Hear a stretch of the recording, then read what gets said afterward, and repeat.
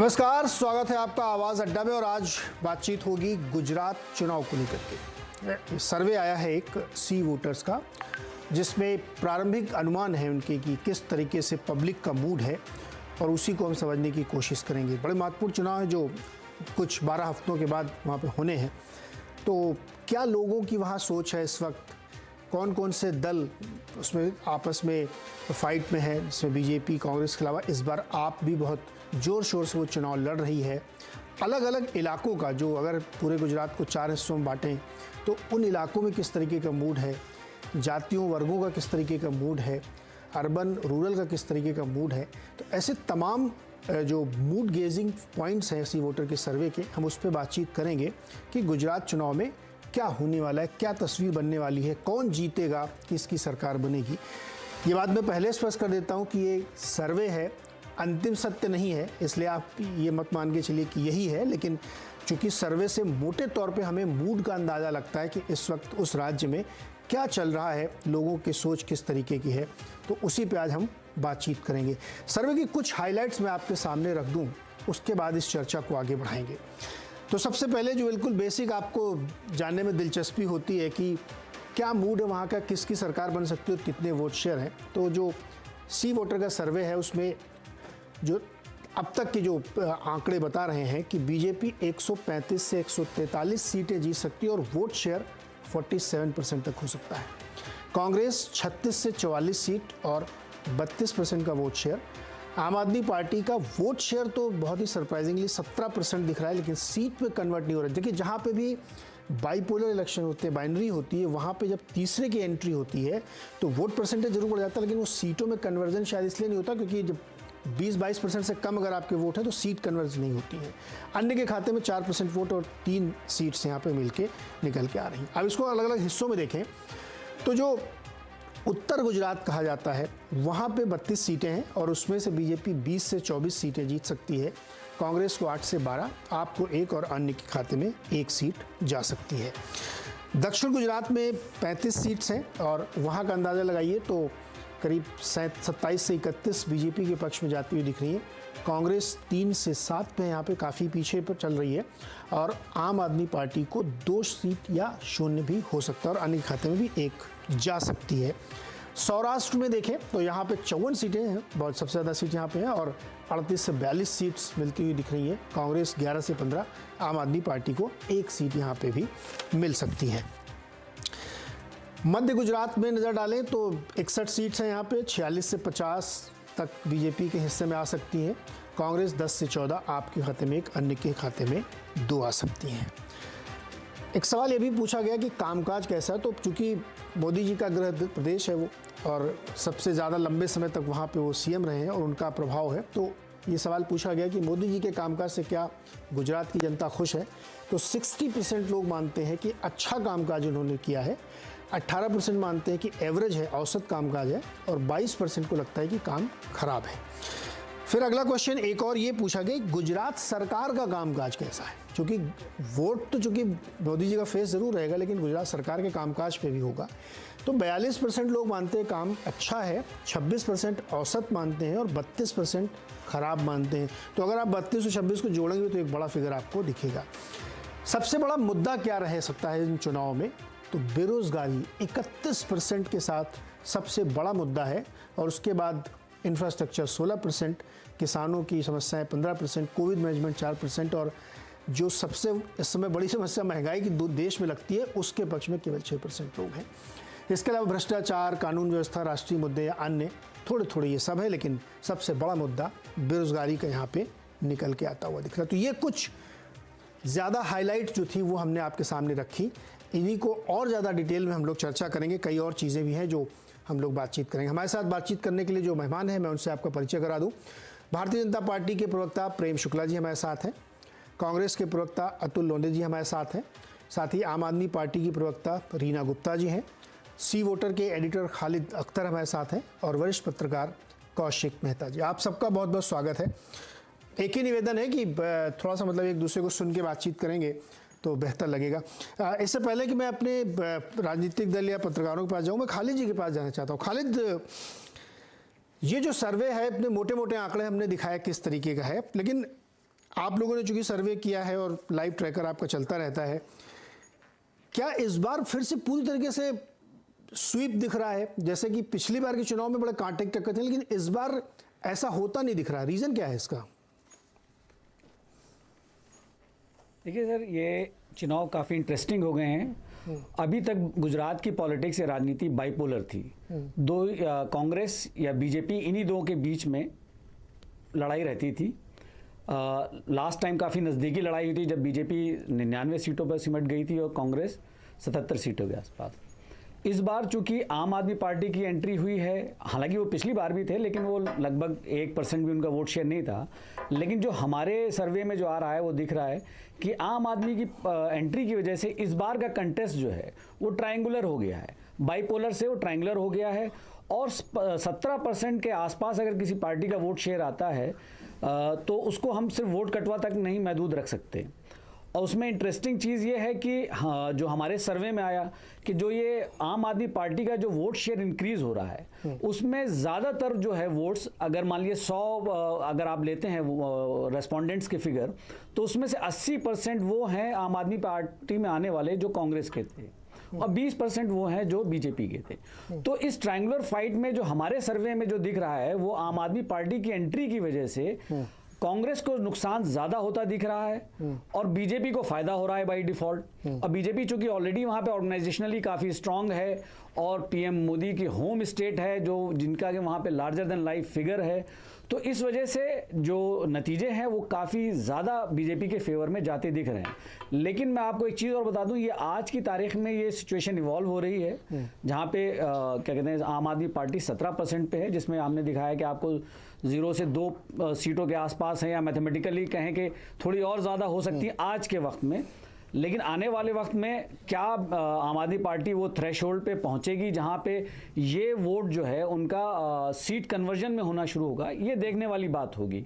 लेकिन हाँ, आज की तारीख में उन्होंने ये इस गुजरात की पॉलिटिक्स को, जो कि बाइपोलर हुआ करती थी, उसे ट्रायंगुलर कंटेस्ट में तब्दील कर दिया है और उसमें जो है कांग्रेस को नुकसान होता हुआ ज्यादा दिख रहा है, क्योंकि जो उनके खाते में जो वोट्स आ रहे हैं वो कांग्रेस के खाते से ज्यादा आ रहे हैं, बीजेपी से कम आ रहे हैं। तो इसलिए ये एक तरफा लड़ाई आज की तारीख में बीजेपी के फेवर में होती दिख रही है। एक सवाल खाली जी और उसके बाद फिर मैं अपने मेहमानों के पास चलूंगा। चूंकि हम लोग अभी सर्वे में आगे डिटेल में बात करेंगे तो थोड़ा सा हाईलाइट आप समझना चाह रहे थे, क्या जो कास्ट इक्वेशंस हैं, वर्ग के इक्वेशंस हैं, जेंडर इक्वेशंस हैं, उसमें भी आपको ऐसा ही ट्रेंड दिख रहा है? ऐसा ही दिख रहा है, उसमें डिवीजन हुआ है, खास तौर से जो कांग्रेस के वोट्स थे उनको लेकर के डिफरेंट कास्ट में, इनफैक्ट एज ग्रुप्स में भी। एज ग्रुप में अगर आप देखेंगे बहुत इंटरेस्टिंग फिगर ये है, जो यंग वोटर्स हैं, जो सबसे ज़्यादा एस्पिरेशनल एज होती है 26 से 35 वाली एज के, वो ज़्यादातर वोटर्स जो हैं मतलब आम आदमी पार्टी की जो ग्रोथ हो रही है वो उनके इस तबके में ज़्यादा हो रही है, इस एज कैटेगरी के वोटर्स में। तो इसी तरह का रिफ्लेक्शन हो रहा है अलग अलग जो कास्ट कम्युनिटीज़ के जो वोटर्स हैं उनमें, वो भी इसी तरह से आम आदमी पार्टी का जो वोट शेयर बढ़ रहा है, जो आ रहा है, वो अक्रॉस 4 रीजन्स हैं, जो 4 रीजन्स हैं, central Gujarat, north Gujarat, south Gujarat, Kutch, Saurashtra, उसमें इक्वली वो आ रहा है लगभग 15 से 17%। शायद साउथ गुजरात में सबसे ज़्यादा है, 18% आ रहा है, लेकिन सभी जगह वो 16, 17, 18% इतना ही है। और यही हमें दिख रहा है जो अलग अलग कास्ट के भी जो वोटर्स हैं उनमें भी। जी नहीं, इंटरेस्टिंग है कि इक्वली डिस्ट्रीब्यूटेड है, इस पर हम लोग आगे चर्चा करेंगे। अब मैं अपने पैनलिस्ट के पास जाता हूँ। एक निवेदन मेरा ये कि थोड़ा छोटे छोटे जवाब रखिएगा और एक दूसरे की बात सुन के जवाब देंगे तो बेहतर रहेगा। एक बड़ा दिलचस्प फैक्ट है कि गुजरात में 25 से 30 की उम्र का जो वोटर है उसने कोई और सरकार देखी नहीं आज तक सिवाय बीजेपी के। तो ये भी एक बड़ी मज़ेदार बात है। खैर, ये सब चर्चाओं में भी आएगी। प्रेम शुक्ला जी, बहुत सारे मुद्दे हैं लेकिन उसके बावजूद भारी बढ़त आपको मिल रही है। क्या ये टैक्टिकल वोटिंग की वजह से आपको लगता है, या फिर आप लोगों का कामकाज इतना शानदार है कि लोग बाकी सब चीज़ों को छोड़ रहे हैं? नीरज जी, अगर 3 दशकों तक अगर भारतीय जनता पार्टी गुजरात की जनता अपराजय भारतीय जनता पार्टी को रखती है, तो निश्चित तौर पर भारतीय जनता पार्टी में आदरणीय नरेंद्र मोदी जी के नेतृत्व में जिस तरह से गुजरात का कायाकल्प किया है, गुजरात की जनता को समस्याओं का निस्तारण किया है, जिस तरह से गुजरात को विकास के पथ पर ले गए हैं, उसका परिणाम साफ तौर पर दिखाई देता है। पिछले चुनाव में चूंकि जातीयता का एक दौर चलाया गया था कि पार्टी विशेष द्वारा कुछ जातीय नेताओं को आगे करके जाति विभाजन का विष बोया गया था गुजरात में, उससे भी जो है वो गुजरात उबर चुका है। और जैसा कि आपके सर्वे के संपादक आदरणीय खालिद जी कह रहे थे, अब उसमें चूंकि भारतीय जनता पार्टी और कांग्रेस के बीच में ही पिछले 3 दशकों से मुकाबला होता रहा है। उसके पहले 1995 के पहले जनता दल, कांग्रेस और भारतीय जनता पार्टी के बीच मुकाबला हुआ करता था, लेकिन 1995 के बाद जनता दल का वहां पतन हो गया और कांग्रेस और भारतीय जनता पार्टी के बीच में ही मुकाबले रहे। इस बार आम आदमी पार्टी वहां, जैसा कि सर्वे दिखा रहा है, वहां मैदान में उतरी है, तो उसका भी कुछ ना कुछ तो परिणाम आएगा। या तो भारतीय जनता पार्टी के वोट ले जाएंगे या कांग्रेस के वोट ले जाएंगे। आपके जो सर्वेक्षण में है, सर्वेक्षण के अनुसार वो ज्यादा कांग्रेस का वोट ले जा रहा है, भारतीय जनता पार्टी का कम वोट ले जा रहे हैं।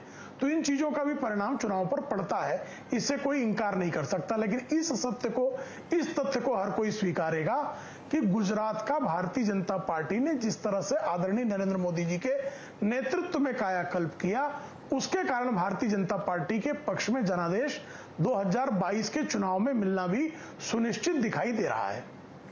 हाँ बिल्कुल, चूंकि सर्वे में ही ये जब पूछा गया कि मोदी जी का कामकाज कैसा है तो 60% लोग मानते हैं कि अच्छा है, और गुजरात सरकार का कामकाज भी अच्छा कहने वाले 42%, हालांकि उसकी तुलना में कम है। अगर रेटिंग भी देखें तो मोदी जी की रेटिंग और सीएम की रेटिंग में डबल का डिफरेंस है, लेकिन है। और चूंकि मोदी जी वहाँ के हैं तो वो एक नेचुरल उनके लिए है, लोगों का प्यार है उनके लिए, जो सर्वे में दिखता है।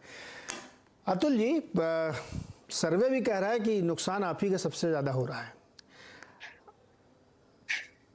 मानते हैं? ऐसा है नीरज जी, ऐसा है नीरज जी कि जिस राज्य में जीआईडीसी जो कांग्रेस के जमाने में डेवलप हुई थी, जहां एमएसएमईज पूरी तरह से खत्म हो गई, यानी डायमंड इंडस्ट्री है, सिरेमिक इंडस्ट्री है, टेक्सटाइल इंडस्ट्री है, ब्रास प्लांट है, सारी की सारी इंडस्ट्री जो है खत्म हो गई और बेतहाशा बेरोजगारी जो है वो बढ़ चुकी है। एक साबरमती रिवर फ्रंट का डेवलपमेंट, यानी अगर पूरे गुजरात का डेवलपमेंट अगर ऐसा वो उनका कहना होगा तो वो उनको मुबारक, लेकिन वो सच्चाई नहीं है। वहां पर भी लोगों को आधे घंटे के लिए 30 रुपया देना पड़ता है। मैं चूंकि वहां का प्रभारी हूँ साउथ गुजरात का, तो अहमदाबाद जाना होता है तो वहां मैं गया था, 30 रुपया देना पड़ता है साबरमती फ्रंट पर। तो ये एक अलग बात हो गई। 6000 स्कूल इन्होंने बंद किए हैं। आप जाइए डांग की तरफ, नीचे जो आदिवासी इलाका है, वहां पर स्कूल नहीं है, स्कूल में टीचर्स नहीं है, लोगों को शिक्षा नहीं है वहां पर। किसान के ऊपर 90,000 करोड़ का जो है वो कर्जा चढ़ चुका है। 24,000 शिक्षकों के पद खाली है। 47,000 के करीब जो है वो टीईटी पास करके लोग बैठे हैं, लेकिन 24,000 अभी तक उन्होंने जो है टीचर्स के पद भरे नहीं है। दूसरी बात, व्यापम जैसा ही वहां पर हुआ है, 10 बार जो है वो पेपर जो है फूटे हैं। अभी जो हमारा भी एक सर्वे है जो कहता है कि 42.2% उनका वोट है और 41.5% हमारा वोट है। और जो ये आप जो है, जो आप कह रहे हो, वो आप जो है वो काफी आपके जैसा ही है, लेकिन उसका वोटिंग परसेंटेज जो है वो 3 से 3.5% के आसपास जो है हमारे इसमें दिखा रहा है। हम भी सर्वे अभी जो है कंटिन्यू चालू है। तो जो 8 वचन जो राहुल जी ने दिए हैं, उसमें 3 लाख तक का कर्जा माफ करना है, 3,000 तक इंग्लिश मीडियम स्कूल्स, सबको बेहतरीन एजुकेशन जो है वो देने की बात है, बेरोजगारी हटाने की बात है, दूध को 5 रुपया जो है वो बढ़ाकर देने की बात है। तो ये सारे 8 वचन में जो विषय है लोगों के, जिसके लिए गुजरात तरस रहा है, 27 साल का जो कुशासन है, जो भ्रष्टाचार है बड़े पैमाने पर, उसकी बात हो रही है। अब मुझे बताइए, जो प्रेम जी ने कहा वो तो कहेंगे ही, लेकिन जहां पूरा का पूरा मंत्रिमंडल बदलना पड़ा, जहां कोविड के दौरान जिस तरह की जातियां लोगों पर हुई है, उसका तो इतिहास तो एक अखबार ने सामने रखा था, जिसके ऊपर इनकम टैक्स की रेड हुई थी। अरे जहां पूरा मंत्रिमंडल बदल दिया था, अतुल जी, जहां कोविड में मिसमैनेजमेंट पूरा पता था। अभी तो मैंने साइबर क्राइम की बात नहीं की, जहां छोटी छोटी लड़कियां 0 से लेकर 14 साल तक की, 15 से लेकर 18 साल तक की, सबसे ज्यादा अपहरण जो है वहां होता है। एनसीआरबी का डेटा, मैं अपना डेटा नहीं कह रहा हूँ। अतुल जी, मैं सवाल बीच में सवाल भी आपसे पूछता हूँ, आप ही को जवाब देना है।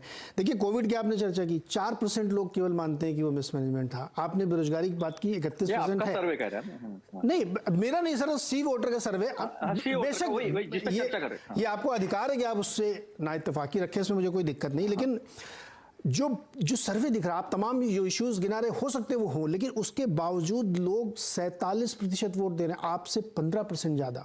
बहुत बड़ी डिफरेंस, बहुत बड़ा मार्जिन है। एक ही बात बताता हूँ मैं जी। लास्ट टाइम भी अमित शाह जी ने 150 की बात की थी, सी वोटर का सर्वे भी आसपास कहीं वही था। ये जाति की बात करते हैं, जाति की बात तो 30 साल से वह यही करते आ रहे, देश में 8 साल से कर रहे हैं। अभी मुझे बताइए, ट्रेन रेल नहीं तो चैन नहीं, ये कहाँ का आंदोलन था? जीएसटी का आंदोलन कहाँ का था? आज टेक्सटाइल इंडस्ट्री जो है सूरत की पूरी तरह खत्म हो चुकी है, जरी की इंडस्ट्री पूरी तरह खत्म हो चुकी है, पावरलूम पूरी तरह खत्म हो चुका है, और डायमंड इंडस्ट्री जो है, छोटे मोटे मंजोले जो उद्योग है वो पूरी तरह खत्म हो चुके हैं, बेरोजगारी बेतहाशा है। तो ये कहने सुनने की बात, और लोगों को जिस तरह की महंगाई, जिस तरह का जीएसटी आम आदमी पर जो लादा जा रहा है, उसका भी इम्पैक्ट जो है वहां लोगों के साथ जाने के बाद, लोगों के साथ चर्चा करने के बाद ये एक पता चलता है। तो ठीक है, ये सर्वे है, उन्होंने जो किया है उसके बारे में मैं कुछ नहीं कहूंगा, लेकिन मुद्दे देखिए आप क्या है। ड्रग्स सबसे बड़ा इशू, इतना बेतहाशा ड्रग्स जो है वो गुजरात के पोर्ट से आ रहा है। वहां पर मैंने खुद प्रेस कॉन्फ्रेंस की इन सारी चीजों को लेकर, ना स्पेशल टास्क फोर्स बिठाया गया, ना स्पेशल टास्क फोर्स बिठाया गया, ना कौन लाता है उसके ऊपर अभी तक कोई कार्रवाई हुई है, लोगों को पता ही नहीं है। लेकिन 2 लाख करोड़ के आसपास ड्रग आ गया है, थोड़ा बहुत पकड़ा गया है 10-12 हजार करोड़, अतुल जी, लेकिन इतने बड़े पैमाने पे ड्रग्स आया, और वो लोग जो है उसके बावजूद अतुल जी रुकिएगा सर, रुकिएगा सर्वे पे विश्वास रखना थोड़ा मुश्किल है। नहीं ठीक है, आपको अधिकार मत करिए, आप विश्वास, और राजनीतिक दल होने के नाते आपको इसका इसी तरीके की चर्चा भी करनी चाहिए। लेकिन हम लोग, चूंकि मैं खालिद जी के साथ हूँ आज, चूंकि लाइव ट्रैकर है, इसमें तरह तरह की चीजें रोज कैप्चर होती हैं। खालिद जी, एक छोटा सा कमेंट आप इशारा कर रहे हैं, ये सब मुद्दे जो गिना रहे थे ये सब कैप्चर नहीं हो रहे हैं क्या?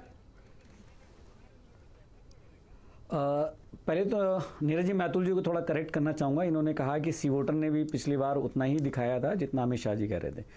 मैं इनको बता दूं कि लास्ट टाइम जब 2017 में इलेक्शंस हुए तो हम लगातार कह रहे थे कि कांग्रेस की सीटें बढ़ रही हैं, और सी वोटर ने 74 सीटें कांग्रेस की दिखाई थी और 108 सीटें बीजेपी की, तो वो लगभग नतीजे उसी के आसपास थे। पहले तो मैं ये करेक्ट कर दूं जी।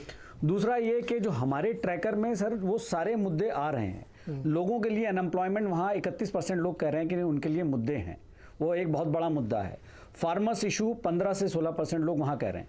देखिए, इश्यूज हैं, होता यह है सियासत में कि साहब उन इश्यूज पे कैपिटलाइज कौन कर रहा है, उन इश्यूज को कौन सी लीडरशिप किस तरह से उठा रही है। अगर आप कांग्रेस की टॉप लीडरशिप को देखें तो अभी उनका इस वक्त में, मौजूदा वक्त में सबसे बड़ा प्रोग्राम जो उनका चल रहा है वो भारत जोड़ो यात्रा चल रही है। अब आप उस भारत जोड़ो यात्रा का अगर आप रूट देखेंगे या शेड्यूल देखेंगे तो उसमें गुजरात और हिमाचल प्रदेश, ये 2 जगह जहां पे अभी चुनाव होने वाले हैं, वहां पे वो यात्रा उनके उसमें है ही नहीं उसमें। तो आपकी लीडरशिप जो इश्यूज हैं, जो पब्लिक को टच करते हैं, उनको आप कितना एग्रेसिवली उनको उठा रहे हैं, या पब्लिक से आप कितना कनेक्ट एस्टेब्लिश कर रहे हैं उन मुद्दों को लेकर के, ये इंपॉर्टेंट होता है। 31% हमारे ट्रैकर में भी आ रहा है कि 31% लोग कह रहे हैं कि साहब हमारे लिए अनएम्प्लॉयमेंट या बेरोजगारी एक बहुत बड़ा मुद्दा है। फार्मर्स इशू लोग कह रहे हैं, इंफ्रास्ट्रक्चर के बारे में लोग कह रहे हैं, लेकिन आप कितने ज्यादा एग्रेसिवली लोगों के बीच में जा रहे हैं, मीटिंग्स कर रहे हैं।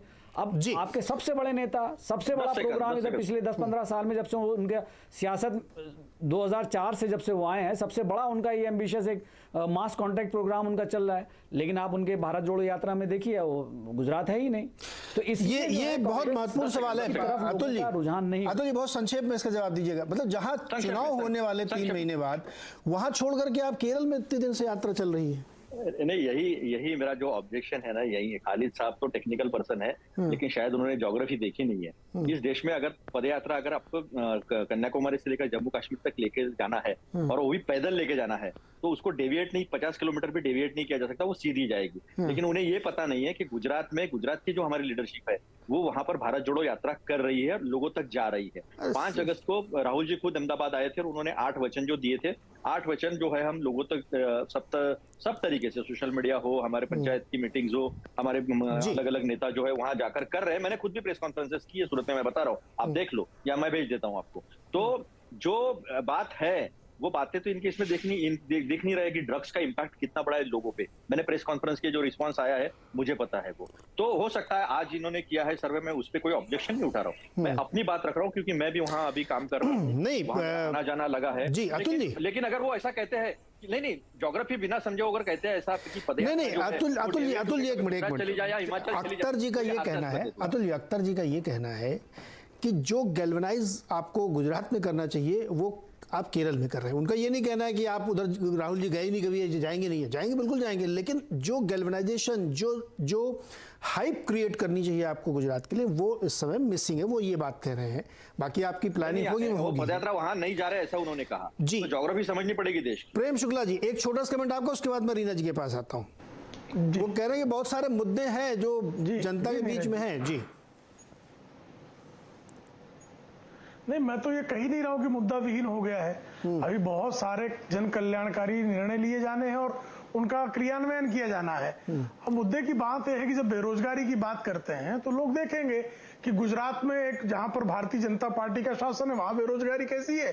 बगल में राजस्थान कांग्रेस जो वहां पर प्रतिद्वंदी पार्टी है, राजस्थान CMIE का जो परसों आंकड़ा उनके महेश व्यास जी CEO ने जारी किया है, उसमें देश में सर्वाधिक बेरोजगारी की दर राजस्थान में है, सर्वाधिक बलात्कार राजस्थान में है। अभी आप कह रहे हैं कि अतुल जी कह रहे हैं पूरी कैबिनेट बदल दी। भाई हमारे यहाँ अनुशासन है, इसलिए मुख्यमंत्री समेत पूरी कैबिनेट बदल जाती है और सारे लोग उसको जो है हमारे नेतृत्व का और संगठन का निर्णय मान के स्वीकार लेते हैं। आप एक जगह मुख्यमंत्री नहीं बदल पाते हो भाई, कांग्रेस तोड़ो शुरू हो जाती है। तो आपका नेतृत्व अगर लचर है, कमजोर है, अगर उसको लोग नहीं स्वीकारते आपके पार्टी के लोग, तो उसमें भाजपा का दोष नहीं हो सकता ना। अगर राहुल गांधी विफल नेता हैं, श्रीमती सोनिया गांधी बीमार हैं और अगर नेतृत्व विहीनता के कारण आप राजस्थान में जिनको राष्ट्रीय अध्यक्ष बना रहे थे वो मुख्यमंत्री पद की कुर्सी छोड़ने के लिए तैयार नहीं है और आपके सारे विधायक जो है वो त्यागपत्र देने के लिए तैयार हो जाते हैं, तो ये किसकी विफलता है? ये भाजपा की विफलता है कि कांग्रेस के नेतृत्व की विफलता है? ये तो आपको आत्मावलोकन करने की आवश्यकता है अतुल जी। शुक्ला जी आप यही बता रहे, जो हम जो कह रहे हैं ना इस देश में तानाशाही है, तो तानाशाही बीजेपी की आप खुद ही बता रहे हैं। अतुल जी एक मिनट, अतुल जी और प्रेम शुक्ला जी, सर डेविएट हो जाएंगे हम लोग मुद्दे से अलग चले जाएंगे। मैं सर्वे पे थोड़ा ज्यादा बातचीत कर जाता हूँ, इस पे आएंगे अभी दोबारा, तो आप लोग एक दूसरे को काउंटर कर लीजिएगा। अभी बी टीम पे बात नहीं किया मैंने। जी रीना गुप्ता, बी टीम, अरे सर आप भी रीना गुप्ता जी, आप लोगों ने जो इनरोड किया है गुजरात में और बहुत ज़्यादा प्रचार प्रसार कर रहे हैं, केजरीवाल जी कई बार जा रहे हैं, लेकिन उस थ्रेशोल्ड तक नहीं पहुंच पा रहे हैं जहां पे सीट में कन्वर्जन हो। वोट तो 17% दिखा रहा है ट्रैकर, लेकिन सीट 2 ही बन पा रही हैं, क्योंकि जहां पे बाइपोलर से फिर वो ट्रायंगुलर बनता है कॉन्टेस्ट, उसमें शायद 22-24% की दरकार होती जब सीट कन्वर्जन शुरू होता ज़्यादा, और कांग्रेस आपको रिकॉग्नाइज ही नहीं कर रहे हैं। जी देखिए नीरज जी, अभी तो चुनाव अनाउंस भी नहीं हुआ है। अभी आप देखिए कि धीरे धीरे आम आदमी पार्टी का ग्राफ कैसे ऊपर बढ़ रहा है। दूसरी बात देखिए, जो आम आदमी पार्टी का वोटर है वो एक साइलेंट वोटर होता है। और मैं आपको सी वोटर की पुरानी कुछ सर्वे के बारे में बताऊंगी। 2013 में सी वोटर ने हमें सर्वे में 8 सीट दी थी, हमारी 28 सीट आई थी। 2020 के दिल्ली के चुनाव में उन्हें 42 हमें दिए थे, हमारी 63 सीट आई थी। और लेटेस्ट जो पंजाब था वहां इन्होंने में 55 सीट दी थी और हमारी 92 सीट आई थी। तो जहां तक आम आदमी पार्टी का सवाल है, सी वोटर के सर्वे या कोई और भी सर्वे रहे हो, उन सब सर्वे में हमेशा से ये देखा गया है कि क्योंकि आम आदमी पार्टी का वोटर एक साइलेंट वोटर होता है, वो खुल के बोलना नहीं चाहता कि वो आम आदमी पार्टी को वोट देगा, यही कारण है कि आपको सर्वे में हमेशा फिगर जो है कम नजर आएगी, पहली बात। दूसरी बात, आप देखिए कि पिछले दिनों जितनी भी अरविंद केजरीवाल जी की रैली हुई है, कल भी जो रैली हुई थी कैसे भीड़ उमड़ के आई थी। वहां दूसरी जगह आपने देखा होगा कि कैसे मोदी जी की रैली के फोटो वायरल हुए जहां सारी कुर्सियां और सारी चेयर जो है खाली पड़ी रही हैं। आपने देखा कि जब हम यहाँ पे गुजरात में चुनाव रैली के लिए जब हम वेन्यू तलाश रहे थे, तो वह भारतीय जनता पार्टी ने लोगों को हड़का के हमारे 13 वेन्यू कैंसिल कराए, 13 वेन्यू। अगर आम आदमी पार्टी इतनी अप्रासंगिक है तो फिर भारतीय जनता पार्टी इतना ज्यादा क्यों डर रही है कि आप हमारे सारे वेन्यू कैंसिल कराएं? जिस ऑटो चालक ने अरविंद केजरीवाल जी को अपने घर पे बुलाया, उस ऑटो चालक को हड़काया गया कि तुम्हारा ऑटो का लाइसेंस कैंसिल कर दिया जाएगा, और उसको जबरदस्ती इन्होंने भारतीय जनता पार्टी में ज्वाइन करा। जो वीडियो उसका निकला है उसमें आप देखिए कैसे भारतीय जनता पार्टी के एक नेता साथ में खड़े होकर उसको बता रहे हैं कि मीडिया में क्या बोलना है। तो अगर आप ग्राउंड पे जाएंगे नीरज जी, तो इस समय 27 साल का कुशासन है, जनता बुरी तरह त्रस्त है भारतीय जनता पार्टी से। इस समय करीब 20 अलग अलग तरह के आंदोलन चल रहे हैं गुजरात में। चाहे वो शिक्षा कर्मियों का आंदोलन हो, चाहे एक्स सर्विसमैन का आंदोलन हो, पुलिस का आंदोलन हो। और देखिए जैसे जैसे केजरीवाल जी ने अपनी अनाउंसमेंट करे वैसे वैसे भारतीय जनता पार्टी बैकफुट पे गई। पुलिस कर्मियों का मुद्दा हमने उठाया, फौरन 500 करोड़ रुपए का पुलिस कर्मियों का पैकेज अनाउंस करना पड़ा सरकार को। 27 साल में क्यों आपने 500 करोड़ का पैकेज नहीं अनाउंस किया? और देखिए कि अब आप अगले कुछ दिनों में बहुत स्पीड से आप देखेंगे कि रोज नए एमओयू साइन होंगे, रोज नया उद्घाटन होगा। मैं अभी स्टडी कर रही थी कि पिछले जो 5 साल के एमओयू साइन हुए उसमें से 40% पर भी काम शुरू नहीं हुआ है, क्योंकि चुनाव के टाइम में बस ये दिखाया जाता है, शोशा किया जाता है कि फलाना एमओयू साइन हो गया, इतने रोजगार आएंगे, इतनी नौकरियां आएंगी, लेकिन वो कुछ भी ग्राउंड पे देखने को नहीं मिलता। यही कारण है, आप देखिए कि 27 साल में अगर एक पार्टी किसी एक स्टेट में काम करे तो आपको 27 साल में वहां पे राम राज्य आ जाना चाहिए। हमने दिल्ली में 5-6 साल में जो चेंज करके दिखाया, 27 साल में नहीं चेंज कर रीना जी कि आज की तारीख में भी स्कूल नहीं है, अस्पताल नहीं है, एम्बुलेंस के लिए ड्राइवर नहीं है। आप देखिए रोज तो जो वहां के कर्मचारी हैं जो रीना जी थोड़ा मतलब अगली बार के लिए भी रखिए, थोड़ा संक्षेप में एक सवाल आपसे और छोटा सा बनता है। ये बारी जो आप बात कह रही हैं शायद लोग इसको सुन रहे होंगे तभी तो 17% तक आप पहुंच रही हैं, लेकिन थोड़ा सा टेक्निकली इसको समझने की कोशिश करिए। जो अभी अख्तर ने हम लोगों को समझाया कि आप कांग्रेस का वोट काट रही हैं, ये ऐसा ट्रैकर में निकल के आया है, तो उसकी वजह से जो ट्रायंगुलर बन रहा है उसमें आप बीजेपी का नुकसान नहीं कर रही हैं, आप कांग्रेस का नुकसान कर रही हैं। इसी वजह से वो थ्रेशोल्ड तक पहुंच नहीं पा रहे, सीट कन्वर्ट नहीं हो पा रही। आपको याद होगा उत्तराखंड में एग्जैक्टली ऐसी सिचुएशन थी कि आपका वोट परसेंटेज बहुत ज़्यादा दिखता था, लेकिन अंत में अच्छा ये बिल्कुल सही बात है कि सिचुएशन फ्लूइड है, बढ़ भी सकता है आपका, घट भी सकता है। तो इसको भी आप मद्देनजर रख रही हैं कि आप अभी डेंट उतनी तरह का नहीं कर पा रही। देखिए नीरज जी, ये तो अख्तर जी के लिए सवाल है कि ये कैसे कोई बोल सकता है, कोई सर्वे ये नहीं बोल सकता है कि हम कांग्रेस का वोट काट रहे हैं। क्यों हम भारतीय जनता पार्टी का वोट नहीं काट रहे हैं?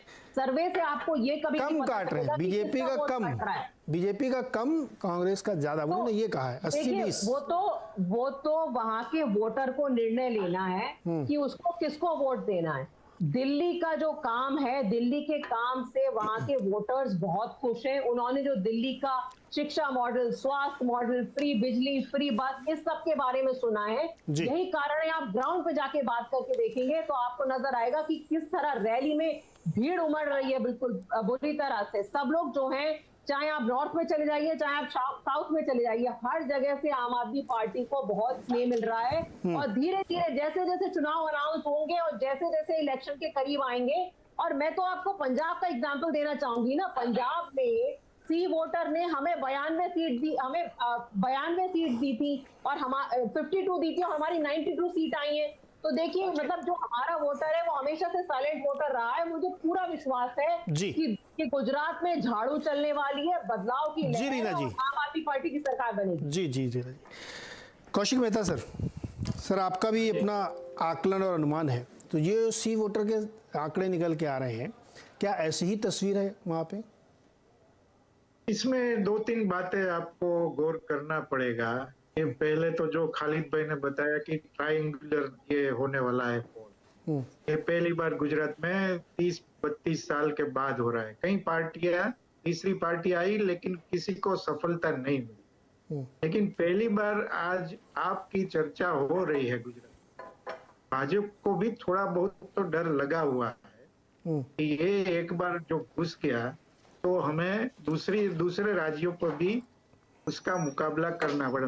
मेरा ख्याल ये है कि अरविंद केजरीवाल भी समझते हैं कि गुजरात में पहली बार में सत्ता नहीं आने वाली, लेकिन ये भाजपा का गढ़ है, नरेंद्र भाई और अमित भाई का ये होम स्टेट है, और इसमें आप 5, 10, 15, 20 सीट भी लाते हो तो लोगों को एक मैसेज पूरे देश में जाएगा कि गुजरात में हो सकता है तो पूरे देश में हो सकता है। दूसरी बात यह है कि आपको कांग्रेस में सेंध लगाना आसान है, भाजपा में थोड़ा मुश्किल है। ये बात आपको स्वीकारनी पड़ेगी, ये वास्तविकता है कि भाजपा मजबूत है गुजरात में, 27 साल से सत्ता में है, एंटी इनकम्बेंसी होता है, और ये जो पूरी सरकार बदल गई उसका इम्पैक्ट क्या है, भूपेंद्र भाई पटेल की सरकार को अभी 1 वर्ष ही हुआ है, तो उसका इम्पैक्ट कितना पड़ेगा। नरेंद्र मोदी के नाम पर ही बीजेपी को वोट मिलने वाला है, ये पक्की बात। मैं ये मानता हूं कि पहली बार कुछ ऐसा हो रहा है कि बीजेपी को थोड़ी बहुत दिक्कत शुरू हुई है। तो वो मानते हैं कि कांग्रेस को ज्यादा नुकसान, जो सी वोटर ने बताया कि कांग्रेस को ज्यादा नुकसान होने वाला है, वो ये पक्की बात है, मैं समझता हूँ पक्की बात। लेकिन वो भाजपा को कितना नुकसान कर सकता है, क्योंकि जो सिटी बेस्ड एरिया है, अर्बन एरियाज है, इसमें भी आपकी सभाएं अच्छी जा रही है, ग्रामीण इलाके में तो जा ही रही है। और जो केजरीवाल और मनीष सिसोदिया ने उत्तर गुजरात में जो पूरी यात्रा 5 दिन की निकाली, का भी कुछ तो कुछ इम्पैक्ट दिखने को मिला है। तो ये सबसे बड़ा सवाल ये है कि कांग्रेस को तो नुकसान होने ही वाला है, लेकिन भाजपा को कितना नुकसान हो सकता है, कितना कर सकते हैं आप, ये सबसे बड़ा सवाल। कौशिक जी, जो बात आप कह रहे हैं, सर्वे में ये नहीं दिख रहा है। सर्वे में तो ये दिख रहा है कि बल्कि आम आदमी पार्टी और रास्ता आसान हो रहा है, ये बिल्कुल फैक्ट है, तथ्यों में दिख रहा है। और जो नुकसान, सही बात है। हाँ, नुकसान हो रहा बीजेपी को हो रहा है। पिछली बार पाटीदार समुदाय बड़ा नाराज था, बड़ा तगड़ा उन्होंने आंदोलन किया था, उसकी वजह से थोड़ा दिक्कत। इस बार तो वो भी नहीं है। वो उनकी जो पिछली बार 3 लड़के थे, उसमें से 2 लड़के आगे भाजपा में, एक अभी उधर है। वो बात खत्म हो गई। पाटीदार आंदोलन वाला जो किस्सा था वो खत्म हो गया, आरडी कब बीजेपी में गए, वो बात नहीं है। हाँ। तो वही तो सवाल है ना कि आप ये कह रहे हैं कि हो सकता है कि इनको कितना नुकसान करे, लेकिन वो नुकसान दिखता ही नहीं। वो तो 47% बहुत बड़ा वोट परसेंटेज होता है। कौशिक जी, आपने अपने को अनम्यूट कर लिया है। कौशिक जी, आप म्यूट में है, प्लीज अनम्यूट करिए उसको। नहीं, शायद खालिद आप कुछ कहना चाहते हैं, इसमें जोड़िए। जी, मैं कौशिक जी की बात से इत्तेफाक रखता हूं। देखिए, अभी जो मौजूदा जो पॉलिटिकल सिनेरियो है गुजरात में, वहाँ पे आम आदमी पार्टी की लड़ाई बीजेपी से नहीं है ज़्यादा। उसकी लड़ाई जो इस वक्त जो हमारे सर्वे के हिसाब से जो हम समझ सकते हैं वो ये है कि वो कांग्रेस की स्पेस खाना चाहती है, और कांग्रेस की स्पेस खाने के साथ साथ वो एक मेन अपोजिशन के पार्टी के तौर पे वहाँ आना चाहती है। कौशिक जी वहाँ पे सही है कि बीजेपी को दिक्कत होनी शुरू हो गई है। बीजेपी को आज दिक्कत नहीं हो रही है, आज तो बीजेपी जीत रही है, लेकिन जिस तरह का ट्रैक आम आदमी पार्टी का रहा है कि वो एक बार अपोजिशन में आने के बाद वो जिस तरह से टेक ऑफ करते हैं, फिर उनको रोकना मुश्किल होता है। तो बीजेपी ये समझ रही होगी कि अगर ये गुजरात में जैसे इनका वोट शेयर बढ़ रहा है, अरविंद केजरीवाल की मीटिंग्स होने के बाद से वहाँ सीन चेंज होता है, और अगर वो आने वाले वक्त में एक स्ट्रॉन्ग फेस देते हैं। अभी तक आम आदमी पार्टी की एक बहुत बड़ी कमी ये भी रही है कि उन्होंने अभी तक कोई फेस नहीं दिया है, सीएम फेस। और पंजाब में भी हम देखें, जब तक उन्होंने भगवंत मान को वहाँ का सीएम फेस नहीं बनाया था, तो हमारे ट्रैकर के हिसाब से भी उनकी वो रेटिंग्स नहीं जा रही थी।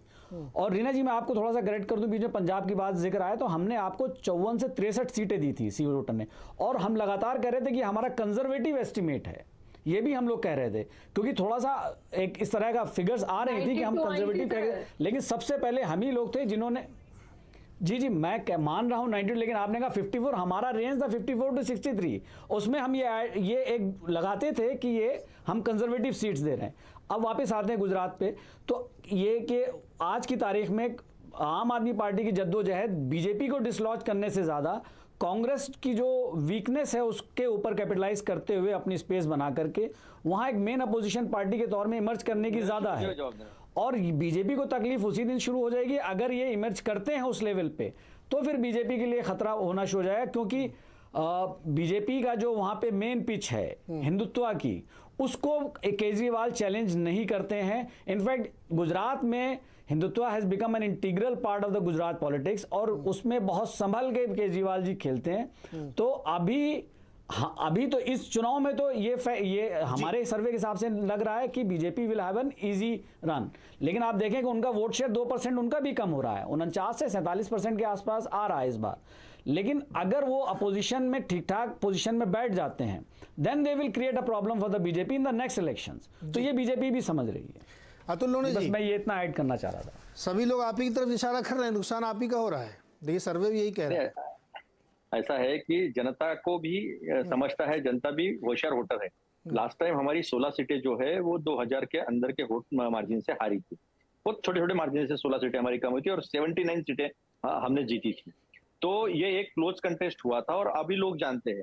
ठीक है, पंजाब में उन्होंने लास्ट टाइम कुछ सीट्स ली थी, इसलिए वहां पर शायद उनको आपको मिला होगा मौका, लेकिन लोग भी ये सोचते हैं। अभी जिस तरह का विश्लेषण खालिद जी कर रहे हैं तो लोग समझ रहे हैं कि ये बी टीम के तहत बराबर काम करती है। जहां पंजाब में बीजेपी का कुछ नहीं था तो वहां आपको मदद हो गई, और यहाँ पर आपका कुछ नहीं है तो आप बीजेपी को मदद कर रही है। ये लोगों तक जाता है और लोगों को ये पता चलता है आप बीजेपी की मदद क्यों करेंगे? वो बीटी में क्यों कहे भाई, वो उसकी बीटी में क्यों है? सुनो ना नीरज जी, सुनो ना, वो दिखता है ना रिजल्ट में, तो सारी चीजें दिखती रीना जी, मैं आपके पास आऊंगा, इसके बाद आप ही बताऊंगा। हाँ, जिस तरह का प्रचार होता है और जिस तरह से एक इलेक्शन टैक्टिक्स बनाई जाती है उससे पता चलता है। तो दूसरी बात ये कि लोगों को ये भी समझता है कि जो सत्ता में आ नहीं सकता, जो एंटी इनकम्बेंसी जबरदस्त है वहां पर, ये भी विचार चल रहा है। हमारी जो जानकारी है, इलेक्शन को थोड़ा आगे कर दिया जाए ताकि एंटी इनकम्बेंसी कम की जा सके, मोदी जी को ज्यादा से ज्यादा वहां लाया जा सके, या फिर ज्यादा से ज्यादा घोषणाएं जो है करते जाओ। जैसा अहमदाबाद मेट्रो की घोषणा होती जा रही है, सूरत की घोषणा होती जा रही होती। भैया हम भी राजनीति में हैं नीरज जी, हम कोई कंचे थोड़ी खेल रहे हैं, हमें भी पता चलता है ना सारे सोर्सेस, थोड़ी जानकारी होगी। आप तो सोर्सेस तो नहीं बता सकते ना। तो देखिए आप, मैं आपको बता रहा हूँ, 5 लाख कंप्लेंट तो शारदा चिट फंड की है। बहुत बड़ी बड़ी बातें तो बंगाल में हो गई, उड़ीसा में हो गई, गुजरात में क्यों नहीं होती है? 1000 करोड़ के आसपास जो है वो यहाँ पर गड़बड़ हुई है, लेकिन उसकी कोई चर्चा जो है इसमें सरकार जो है एकदम चुप है। ग्रेवियंस रिड्रेसल मैकेनिज्म भी वहां पर डेवलप नहीं किया गया है। महिलाओं के खिलाफ मैंने एनसीआरबी का डेटा सारा बताया है, लड़कियां जो है वो गायब है, लेकिन उसके बारे में ये सरकार जो है चुप है। ड्रग्स की सारी बातें बताई। तो जो लोग हैं, लोगों को ये समझ में आ रहा है कि हम वोट, एंटी इनकम्बेंसी वोट अगर किसी तीसरे पक्ष को देंगे या आपको देंगे तो फिर बीजेपी सत्ता में आ सकती है। तो इसके खिलाफ जो है, जो 8 हमने वचन दिए हैं, जो पॉजिटिव बात हम कर रहे हैं कि गुजरात को आगे कैसे लेके जाना है, उस 8 वचन को गुजरात की जनता जो है काफी रेस्पॉन्ड कर रही है, जमीन पे रेस्पॉन्ड कर रही है। और एक लास्ट मुद्दा, जमीन पे हमारा जो संगठन है, आपका संगठन सिर्फ सोशल मीडिया तक, हाइप तक है, जो एडवर्टाइजमेंट मिलती है उसके तक जो है वो हाइप है, वो हाइप दिखता है। नहीं तो मोदी जी के सभा से लोग, यानी सैकड़ों लोग ऐसे बाहर निकलते, हजारों लोग बाहर निकलते हुए दिखाई देते। अतुल जी, एक बात मैं बोलूं आपको, बुरा मत मानिएगा। आप लोग ना बुरा क्या मानना है? नहीं, बुरा इसलिए क्योंकि मतलब आपको लग सकती है, पर राजनीतिक बात है ये। कांग्रेस की एक बड़ी समस्या मुझे लगती है कि आम आदमी पार्टी को बहुत टेकन फॉर ग्रांटेड लेके चलती है। पंजाब में उन्होंने क्या किया, दिल्ली में उन्होंने क्या किया, उत्तराखंड में देखिए, गोवा में देखिए, आप लोग उनको बहुत हल्के में लेते हैं, सोशल मीडिया की पार्टी। ऐसा नहीं है भाई साहब, ग्राउंड पे काम होता है उनका, वो दिख रहा है। एक मिनट नीरज जी, एक ध्यान में रखिए आप। हाँ, जिस तरह से बिहार में एमआईएम ने बी टीम करके काम किया था, उसके खिलाफ सर दिल्ली में उनकी सरकार है, पंजाब में उनकी सरकार, बी टीम कहां से हो गया? वो तो बीजेपी के खिलाफ खुल के लड़ रहे हैं। अब बात सुनिए, एक संगठन लगता है जमीन पर। दूसरी बात, एक जो है कंप्लीट एक 360 डिग्री एंगल जो है, वो एक थिंकिंग लगता है स्टेट को आगे लेके जाने का। अभी पंजाब में क्या हुआ 6 महीने में सबको पता है, सब देख रहे हैं, सारी चीजें ड्रग्स से लेके सारा शुरू हो गया है, इंसर्जेंसी सारी शुरू हो गई, तो लोगों को प्रशासन जो है वो दिख रहा है। सुनिए अभी नीरज जी, अभी जिस तरह का रिस्पॉन्स वेस्ट बंगाल में लोगों ने दिया था और वोट कटुआ जो पार्टियां है उनको बाहर बाजू रखा था, उसका वैसा ही आपको गुजरात में दिखेगा। अतुल जी, मैं वही तो कर, आप मेरी बात को साबित कर रहे हैं, सही आपका बंगाल में सफाया हो गया है, आप इस बात को समझ ही नहीं रहे। आप देखिए, एक पॉलिटिकल स्टेटमेंट है ये। अतुल जी प्लीज, आप गलत जगह लेके नहीं, मैं गलत जगह लेके नहीं जा रहा हूँ। आप देखिए सर, अतुल सर, रीना जी के पास भी जाना मुझे। कांग्रेस जीत सकती थी, इसलिए लोगों ने पूरी तरह तृणमूल को वोट दिया। नहीं, ये एक धारणा है। मैं गलत, मेरा प्रश्न है ये, आप इससे डिसएग्री कर सकते हैं, मेरा प्रश्न है, आप इससे कंप्लीटली डिसएग्री कर सकते हैं। मुझे ऐसा लगता है कि आप लोग बीजेपी को हराने के चक्कर में अपना नुकसान कर लेते हैं, और बहुत राज्यों में हम देख चुके हैं ये। तो आपको यही शायद नहीं पता कि आपका असली दुश्मन कौन है। रीना जी, आप बी टीम है क्या बीजेपी की? देखिए नीरज जी, कांग्रेस तो खत्म हो रही है, और कांग्रेस को समाप्त करने के लिए आम आदमी पार्टी या भारतीय जनता पार्टी की जरूरत नहीं है, राहुल गांधी ही काफी है।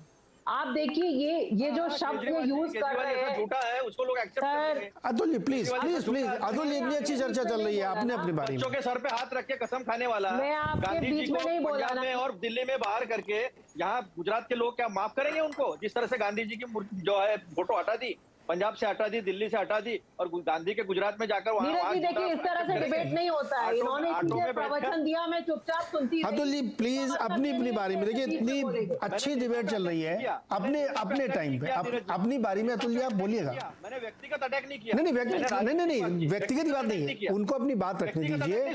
जब अगर व्यक्तिगत अटैक होता मैं अटैक करूंगा। नहीं सुनिए तो सर, मेरी बात सुनिए, जब मैं आपके पास आऊंगा तो आप काउंटर करिएगा, व्यक्तिगत कोई नहीं सर यहाँ पे। मतलब राजनीतिक बात ही नहीं। नहीं राजनीतिक बात करिए ना, राजनीतिक तो हम लोग चर्चा कर रहे हैं। रीना जी कंप्लीट करें प्लीज। हाँ देखिए जो अतुल जी शब्द यूज कर रहे हैं वोट कटुआ, पहली बात तो मुझे शब्द से बहुत आपत्ति है।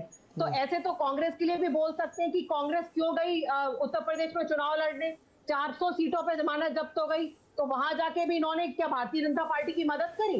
इस तरह के जो स्टेटमेंट्स होते हैं ये इनसे कोई जो वोटर है उसको कोई आप अट्रैक्ट नहीं कर रहे हैं। आप अपना कोई आपका जो आपने डिलीवरी नहीं किया है। जनता ने देखा कि पंजाब में किस तरह से आपने बुरी हालत कर दी पंजाब की, पूरे पंजाब को कर्जे में डुबो दिया।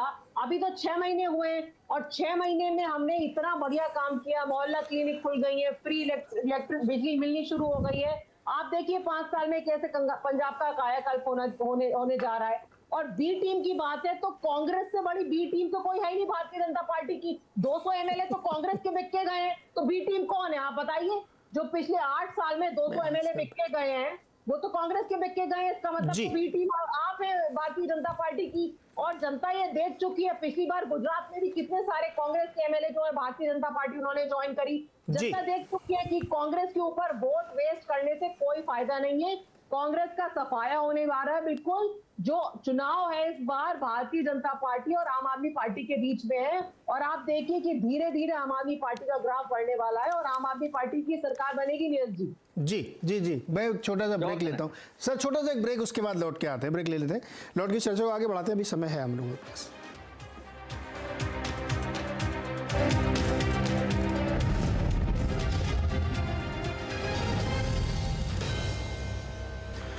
स्वागत है एक बार फिर से आपका आवाज अड्डा में। और आज हम लोग बातचीत कर रहे हैं गुजरात में जो चुनाव होने वाले हैं उसके संदर्भ में सी वोटर का एक सर्वे आया है। उस सर्वे के आंकड़ों को हम लोग एनालाइज करने की कोशिश कर रहे हैं, किसका पलड़ा भारी और पब्लिक का मूड क्या है। मैं बार बार कह रहा हूँ कि अंतिम सत्य नहीं है, ये सब फ्लूइड है, अभी सिचुएशन बदलती रहती है। 12 हफ्ते भी और हैं यहाँ पे चुनाव होने के लिए। समय कम होगा इसलिए विशेष निवेदन है कि प्लीज़ छोटे छोटे जवाब दीजिएगा। प्रेम शुक्ला जी और कौशिक जी के पास में चलता हूँ। कौशिक जी संक्षेप में आपका जवाब चाहिए, क्योंकि आपकी बात अधूरी रह गई थी बीच में, आप उसको कंप्लीट कर लीजिए, फिर मैं शुक्ला जी के पास जाऊंगा। नहीं, मैं यही बता रहा था कि आपको आसान ये है रास्ता है कि कांग्रेस के वोट में सेंध डाले बजाय बीजेपी के वोट में सेंध डाले। ये वास्तविकता, ये आसान तरीका है। और ये दिल्ली में भी हुआ, पंजाब में भी हुआ। अभी राजकोट में जहां से बोल रहा हूँ, राजकोट में उसने प्रेस कॉन्फ्रेंस केजरीवाल जी ने की, तो उसने ऐसा ही बताया कि बीजेपी भी एक है और कांग्रेस भी एक है, एक सिक्के के दोनों बाजू है। तो आप कांग्रेस को वोट देके बेकार मत आपका वोट करिए।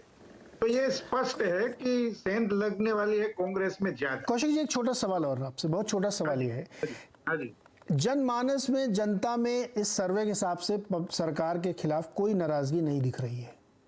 चाहे जिस तरह के आंकड़े देख लीजिए, चाहे रीजनल आंकड़े देख लीजिए, चाहे पाटीदारों के आंकड़े देख लीजिए, चाहे जनजातीय आंकड़े देख लीजिए, वनवासी आंकड़े, सब में दिख रहा है कि बीजेपी मैसिव एज लेके बैठी। तो मोटे तौर पे तो इतने आंकड़ों को हम लोग मान लेते हैं कि वहां पब्लिक में कोई नाराजगी है नहीं।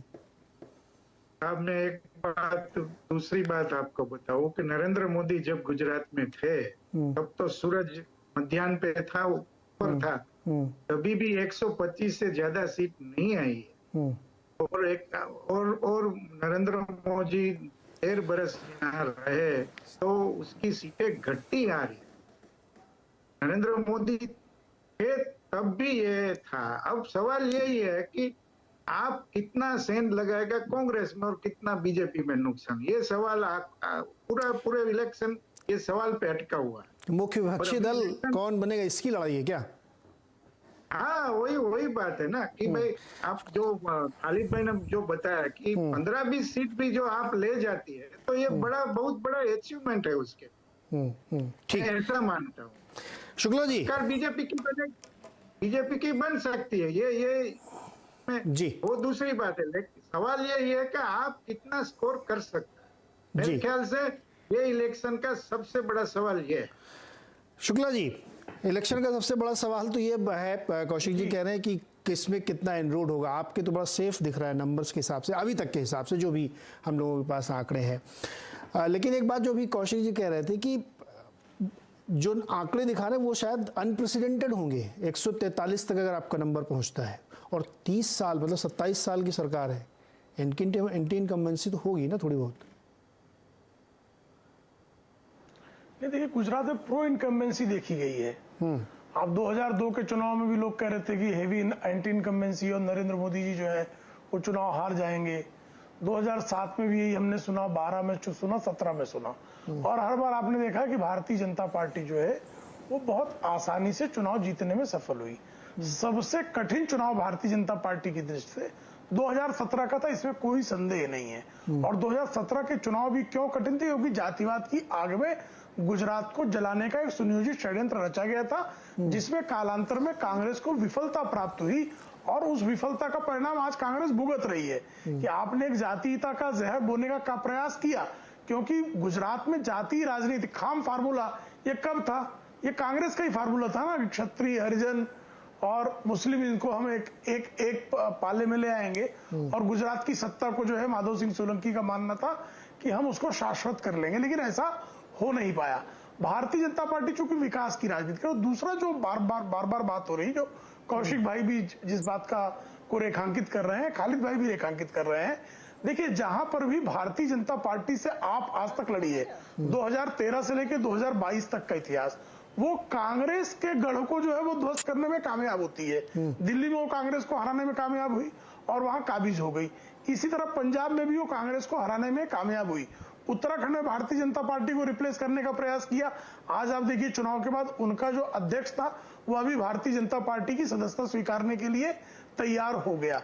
इसी तरह से गोवा में कह रहे थे, गोवा की भी दशा आपने देखी किस तरह से। उत्तर प्रदेश में सारा प्रयास किया गया, वहां पर भी किसी प्रकार की। तो जहां भारतीय जनता पार्टी के गढ़ हैं, उन गढ़ों में आम आदमी पार्टी 2013 से 2022 के जो चुनाव परिणाम है उनका विश्लेषण करने पर स्पष्ट होता है कि भारतीय जनता पार्टी के गढ़ में सेंध आम आदमी पार्टी नहीं लगा पाती है, लेकिन कांग्रेस के कुछ गढ़ों को भेदने में आम आदमी पार्टी कामयाब हुई है। यह दृश्य कोई भी चुनाव विश्लेषक जो चुनाव परिणाम 2013 से 2022 के बीच में है उनका अध्ययन करेगा तो स्पष्टता से रेखांकित हो जाता है। जी, यही बात तो मैंने कही थी, तो अतुल जी मान नहीं रहे। अतुल जी, सवाल है आपके लिए कि ये बहुत सही है, 2013 से विश्लेषण करिए और जहां पे आपको दिखता है कि 1-on-1 बीजेपी कांग्रेस में है, वहां पे आम आदमी पार्टी पहुंचती है, एनरोड करती है और आपका नुकसान कर देती है, और वो मुख्य विपक्ष के तौर पर वो सामने आ जाती है। पंजाब में ऐसा ही किया उन्होंने, उसके बाद उन्होंने सत्ता बनाई। कोई भी झूठ जो है ना वो तात्कालिक होता है, उसको तात्कालिक सफलता जरूर मिलती है, लेकिन झूठ जो है वो तात्कालिक होता है। अभी शुक्ला जी जो है वो पाटीदार लोगों को तो दोष दे रहे हैं, उन्होंने अपने हक की बात की थी तो उनको दोष तो दे रहे, लेकिन जीएसटी ने जिस तरह से बर्बाद किया टेक्सटाइल को, जरी को और डायमंड इंडस्ट्री को और वावरलूम्स को, उसकी वो बात नहीं करते, उसकी वो कतई बात नहीं करते। वो ये बात नहीं करते कि बेताशा बेरोजगारी है और कुछ लोग गिने चुने लोगों को बेचकर पेपर दिए, नौकरी दी गई है, इसके खिलाफ की जो एंटी इनकम्बेंसी, शिक्षकों के जो आंदोलन चल रहे हैं उसके बारे में वो बात नहीं करते, क्योंकि उन्हें पता है कि हम लोग धर्म के नाम पर, जाति के नाम पर खेलने वाला भाजपा है। अब रही बात आपकी, तो जो आज है लोगों के सामने एक्सपीरियंस है कि 8 साल में देश का क्या हुआ और जो गुजरात मॉडल है कितना विफल है ना। एक स्मार्ट सिटी 100 साल में दिखी है ना, गुजरात मॉडल विफल हुआ। उसी तरह दिल्ली मॉडल जो लेके जा रहे हैं उसको भी ध्वस्त जो है वो हमने वहां पर गुजरात में किया है। सारी सच्चाई जो सामने रखी है, अभी कैसे बिल आ रहे हैं दिल्ली के लोगों को ये भी पता है। तो ये जो मॉडल है, ये जो झूठ का पुलिंदा जो है, जो जिन्होंने गुजरात गांधी जी को पंजाब से हटा दिया, गांधी जी को दिल्ली से फोटो से हटा दिया, और जब रेड्स चालू हुई तो घाट जो है राजघाट वो पैदल चलने की नौटंकी जो है वो केजरीवाल जी ने की थी। तो ये नौटंकी जो केजरीवाल जी है, ये नौटंकी गुजरात में जाके क्या बात करने वाले हैं? अभी क्या गांधी को नहीं मानने वाले इंसान को गुजरात एक्सेप्ट करने वाला है? गांधी जी का जो अपमान किया है केजरीवाल ने वो लोग एक्सेप्ट करने वाले हैं? गांधी जी की जो नौटंकी रिक्शा से आना और चार्टर प्लेन से जाना, क्या लोग एक्सेप्ट करने वाले हैं? तो ये सच्चाई भी लोगों के सामने है। सोशल मीडिया से क्रिएट किया गया हाइप, और जो ड्रग्स की बात की, जो दारू का बूटलेकर का कितना बड़ा प्रॉब्लम गुजरात में है, वो सारी जनता दुनिया देख रही है। तो ये सारे जो विषय है, वो विषय को हम साथ में लेके जाकर जो हमारा पॉजिटिव एजेंडा है, जो हमारे 8 वचन है, वो 8 वचन गुजरात को अच्छा विकास दिखाने वाले हैं। जी। हमने पंजाब में कर्जा माफ किया था, सुनो, हमने महाराष्ट्र में कर्जा माफ किया, हमने कर्नाटक में कर्जा माफ किया, हमने दूध का पैसा कर्नाटक में भी दिया, महाराष्ट्र में भी दिया। तो हमारा मॉडल सच्चाई का है, हम सच्चाई से रखते हैं। लेकिन अभी एडवर्टाइजमेंट देकर और सोशल मीडिया पर बेताशा पैसा खर्चा कर जी, और जी, पेमेंट वाले लोग सोशल मीडिया पे बिठाकर, अगर किसी को लगता होगा मुझे बार बार सक्सेस मिलेगा, बार बार सफलता मिलेगी, तो लोगों के सामने सच्चाई है। पंजाब में ड्रग्स फिर शुरू हो गया, पंजाब में इंसर्जेंसी फिर से शुरू हो गई है, पंजाब जी। में जिस तरह से लॉ एंड ऑर्डर का सिचुएशन हुआ है वो सारे देख रहे हैं। अरे सर, दिल्ली में तो आप उनके साथ इंटरवीन करना सरकार भी पड़ेगा। बनवा रहे थे समर्थन देके, पहली सरकार तो आप ही ने उनकी बनवाई थी। ऐसा है कि 2014 और 2022 इसके बीच में 8 साल पानी बह गया। पानी बह, ये एकदम आपने सर आपने ऐसी बात बोल दी ना कि अब उस सवाल का मेरे पास मतलब ही नहीं बचा। खालिद भाई मतलब छोटा, ही नहीं है, 2014 नहीं सही है, सही है खालिद भाई। और 2012 की परिस्थिति एक्सेप्ट नहीं करनी है। हाँ, और यही तो मैं कह रहा हूँ सर, तो मुश्किल है ना। आप बिल्कुल आप मुश्किल है सही ना। कह रहे हैं, आपके ही लॉजिक से मैं कह रहा हूँ मनमोहन सिंह साहब ने कहा था सर, अगर नरेंद्र मोदी खालिद भाई, प्रधानमंत्री बनते हैं तो it will prove disastrous. Sir सुनिए ना, अतुल जी सुनिए ना, 2014 में 282 सीटें थी बीजेपी की। वो जब 2019 का चुनाव, उससे पहले लोगों ने तमाम वितंडावाद खड़ा किया कि फलाने जी बन जाएंगे, ढिमकाने जी बन जाएंगे, मोदी जी नहीं बन पाए तो ये एक और नाम उछाले गए थे इस सब जगह। क्या आया? 303। तो आप सही कह रहे हैं, बहुत पानी बह चुका है गुजरात में। हो सकता है कि 135-40 आ भी जाए, असंभव कुछ भी नहीं इस दुनिया में। लेकिन खालिद भाई, जो अतुल जी कह रहे हैं, कांग्रेस का बज़ है क्या गुजरात में? संगठन एक्टिव है क्या वहां पे? दिखता है आप लोगों को वहां पे कि जोर जबरदस्ती चल रही है? कांग्रेस चूंकि जी देखिए, कांग्रेस चूंकि ऑलरेडी उसके पास मेन अपोजिशन पार्टी थी, काफ़ी तादाद में सिटिंग एमएलएज हैं, ऑर्गेनाइजेशनल स्ट्रक्चर भी है। वहाँ पे जो कांग्रेस की सबसे बड़ी कमी जो दिखाई देती है, कोई स्ट्रॉन्ग फेस या ना उनके पास कोई बहुत मजबूत स्टेट लीडरशिप है जिसकी पैन गुजरात अपील हो, और जो नेशनल लीडरशिप है उनकी, भाई सबसे बड़े जो लीडर हैं उनके राहुल गांधी या गांधी फैमिली से हैं, और उनमें से कोई भी गुजरात में बहुत ज़्यादा एक्टिव पॉलिटिक्स इस वक्त इलेक्शंस के टाइम पे नहीं दिख रहे हैं। भाई ठीक है, ज्योग्राफी में आपने ठीक सीधी लाइन खींची, आपको क्या जा रहा था, एक चुनाव जहाँ पे बहुत इंपॉर्टेंट स्टेट है वहाँ पे आप 15 दिन के लिए आप डाइवर्जन कर देते। कोई कॉन्स्टिट्यूशन में तो लिखा नहीं है कि साहब जो भारत जोड़ो यात्रा जो है, सर सुन तो लीजिए कि वो सीधा जाना है, ठीक है। जब आप इतना 1000 किलोमीटर चल रहे हैं सर, अरे सर प्लीज आप इतने 1000 किलोमीटर चल रहे हैं, ठीक है। दूसरे जो मेंबर हैं गांधी फैमिली के, Priyanka ji, she is not there in the Gujarat electioneering में, वो कहीं नहीं दिख रही। तो और दूसरा जो एक बहुत बड़ा जो नुकसान हुआ है कांग्रेस का वो पिछले कुछ सालों में, वो अहमद पटेल जी की डेथ है। जो लास्ट इलेक्शंस में अहमद पटेल जी की जो है मौजूदगी जो है, उनका होना ही वहाँ बहुत एक क्रिटिकल रोल प्ले करता था। सारी चीज़ों के बहुत बड़े वो मैनेजर थे कांग्रेस पार्टी के लिए, उनका ना होना भी कांग्रेस के लिए नुकसान है। कांग्रेस के पास ऑर्गेनाइजेशनल स्ट्रक्चर है, विधायक हैं। जी, आपका जो पॉइंट है कि जी, जो इलेक्शन बाउंड स्टेट होता है वहां बस क्रिएट करना चाहिए, जो अभी कांग्रेस नहीं कर रही है, उनकी अपनी स्ट्रेटजी है, उस पर हम लोग क्या क्वेश्चन करें। रीना नहीं जी कर पा रही है। 17 से ऊपर ले जाना पड़ेगा, सीट कन्वर्जन तभी होगा। 17% पे सीट कन्वर्जन नहीं हो रहा है। देखिए नीरज जी, बिल्कुल 17 से ऊपर जाएगा। आप देखिए 27, मैं आपको बता रही हूँ ना, देखिए 27 साल से वहां पे भारतीय जनता पार्टी ने कुछ काम तो किया नहीं है, लेकिन लोग कहाँ नाराज हैं? लोग तो खुश हैं। सुनिए ना, सुनिए, रीजन यही है कि कांग्रेस वहां कभी ढंग से ऑपोजिशन बना ही नहीं पाई। यही कारण था कि 27 साल से भारतीय जनता पार्टी का शासन चलता रहा। अब वहां के वोटर के सामने एक मजबूत ऑप्शन है आम आदमी पार्टी का, और यही कारण है कि वोटर ये सोच रहा है कि चलो कांग्रेस और भाजपा तो हमने आजमा ली, हमारी जिंदगी में तो कोई चेंज आया नहीं।